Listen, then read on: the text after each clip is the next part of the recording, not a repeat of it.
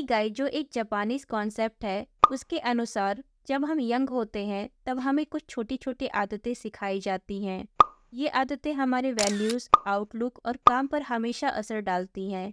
या ऐसा कह सकते हैं कि इन आदतों का प्रभाव जीवन भर पड़ता है। हेलो दोस्तों, स्वागत है आपका अपने चैनल एनिमेटेड कॉन्वर्सेशंस में। मैं हूँ अंकिता और मैं हूँ अंकुश। और आज की वीडियो में हम बात करेंगे इकिगाई की 7 आदतों के बारे में। अगर आप इन आदतों को अपने जीवन में अप्लाई करते हैं तो आपको शॉर्ट आउट और कंट्रोल लाइफ मिलती है। ये आपको गोल्स अचीव करने में भी हेल्प करता है। इन आदतों को वो लोग फॉलो करते हैं जो ब्लू जोन में रहते हैं। ब्लू जोन वो क्षेत्र है जहाँ लोग आमतौर पर दुनिया के मुकाबले ज्यादा लंबा, स्वस्थ और खुश जीवन जीते हैं। इस क्षेत्र के लोग 1900 साल या उससे ज्यादा भी जिंदा रहते हैं। जैसे इटली का शहर सार्डिनिया, यहाँ लोग हमेशा खुश और लंबी जिंदगी के लिए ऐसा खाना खाते हैं जो मेडिटेरेनियन डाइट में है, जिसमें शामिल है ऑलिव ऑयल, सब्जियां, फल, नट्स, फिश, मिल्क और पनीर।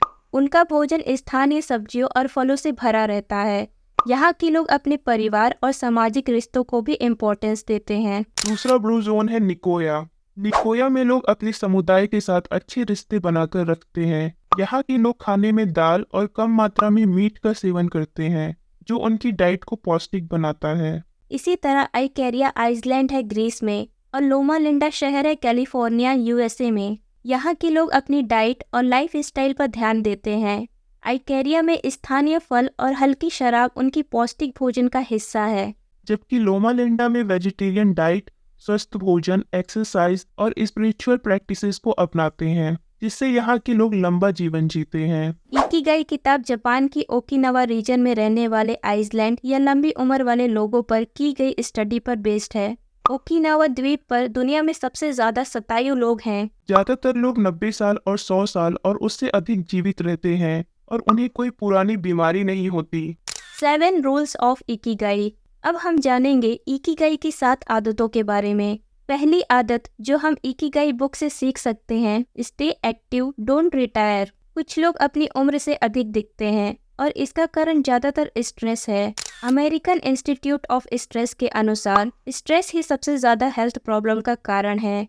लोग अक्सर अपनी खुद की पसंद नहीं बल्कि दूसरों की ओपिनियन के मुताबिक काम करते हैं। वो कोशिश करते हैं कि जो उनसे एक्सपेक्टेड है और जो वो खुद चाहते हैं, उस बीच की खाली जगह को वो पैसे या आनंद से भर लें। कुछ लोग उस काम को करना छोड़ देते हैं जो उन्हें पसंद है। वो लाइफ में अपना पर्पस खो देते हैं। इसलिए जरूरी है कि आप वो करें जो करना आपको पसंद है। वेस्टर्न थेरेपी में अक्सर इमोशंस को कंट्रोल या मॉडिफाई करने पर जोर दिया जाता है, क्योंकि उनका मानना है कि हमारे थॉट हमारे इमोशंस को अफेक्ट करते हैं और ये इमोशंस फिर हमारे बिहेवियर को अफेक्ट करती हैं। लेकिन मोरिटो थेरेपी में ये सिखाया जाता है कि व्यक्ति को अपने इमोशन को एक्सेप्ट करना चाहिए, बिना उन्हें कंट्रोल किए। सबसे खुश वो लोग होते हैं जो सबसे ज्यादा समय तक एक स्थिति में होते हैं, जिसे फ्लो कहते हैं। जापान के लोग बहुत मेहनत करते हैं, छोटे कामों में भी। जैसे कलाकार अपने पैशन को फॉलो करते हैं। वो खुद को खुश और उद्देश्यों से भरा महसूस करते हैं। वे समझते हैं कि अपने काम को अच्छे से करने के लिए उनको अपने माहौल को कंट्रोल में रखना और डिस्ट्रैक्शन से बचना जरूरी है। स्टे पॉजिटिव, डोंट रिटायर का मतलब है कि जब लोग अपने पैशन और इकिगाई को परस्यू करते हैं तो वो खुश रहते हैं और उनका जीवन उद्देश्यों से भरा रहता है। रिटायरमेंट का मतलब सिर्फ ऑफिशियल जॉब से नहीं होता।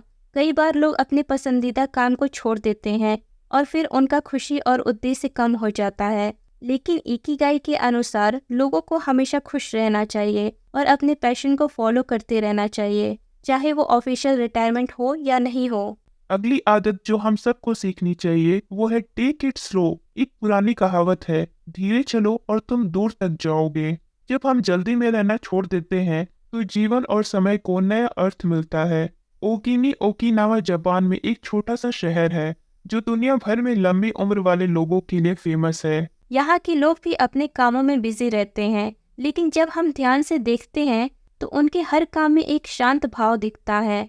यहाँ के लोग ऐसे काम में बिजी होते हैं जो उन्हें आराम से करने में हेल्प करते हैं। वहाँ आज तक किसी बूढ़े व्यक्ति को बेकार में बेंच पर बैठे हुए नहीं देखा गया और यहाँ के रेस्टोरेंट में मेन्यू में बड़े अक्षरों में ये लिखा होता है कि यहाँ स्लो फूड सर्व होता है।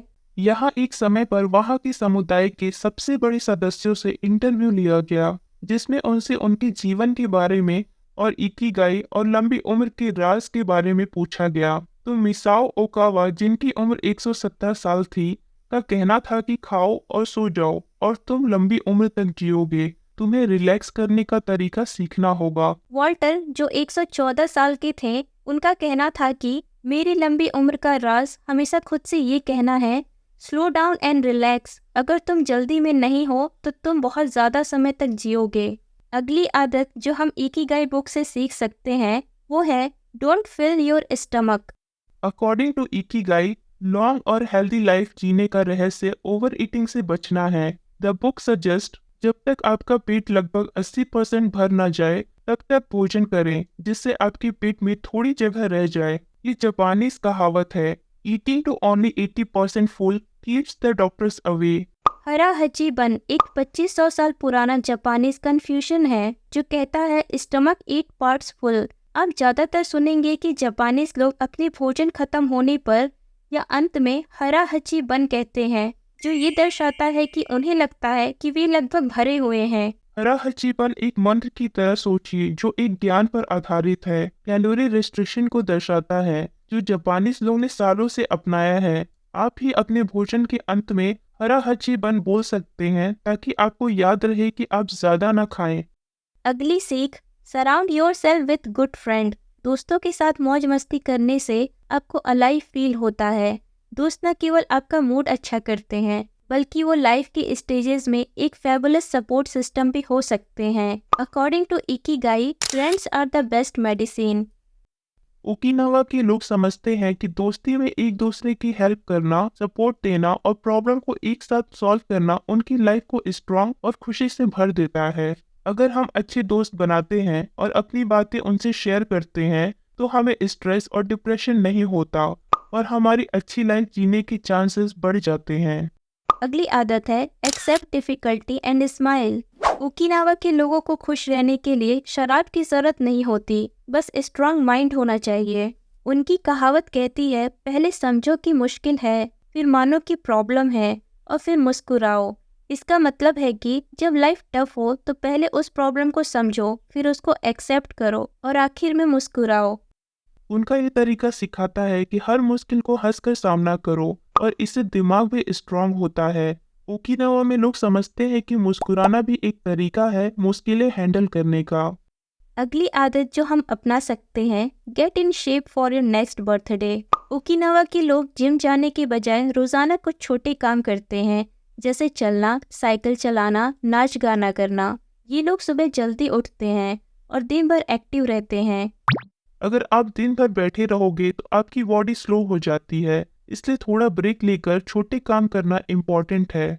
इसलिए हमें अपने अगले बर्थडे तक अपने बॉडी को फिट रखने का गोल सेट करना चाहिए। ये एक तरीका है गोल सेट करने का जिससे हम अपनी फिटनेस पर ध्यान दें। अगली आदत, live in the moment. Okinawa के लोग हर पल का आनंद लेते हैं। वो सुबह उठकर बाहर निकलकर समुद्रिक हवा को महसूस करते हैं, हर शाम अपने दोस्तों के साथ नाच गाना करते हैं और छोटे छोटे मोमेंट्स को खुशी से भर देते हैं।